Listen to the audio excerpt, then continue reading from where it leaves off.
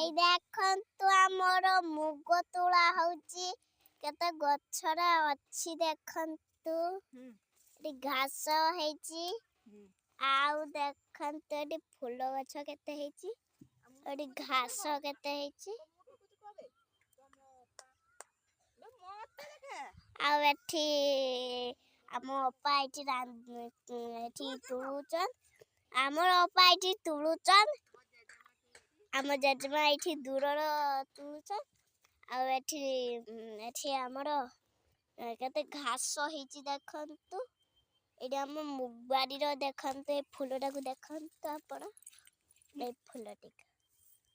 ଏଇ ଫୁଲଟାର ଘାସ ହେଇଛି ଆଉ ସୁଟି ସରିଲା ଏବେ ନେକ୍ସଟ ଅପର ଦେଖା ହବ ଏଇ ଦେଖନ୍ତୁ ଆମର ବାଏ ବାଏ ଦେଖା ହବ ନେକ୍ସଟ ଭିଡିଓରେ।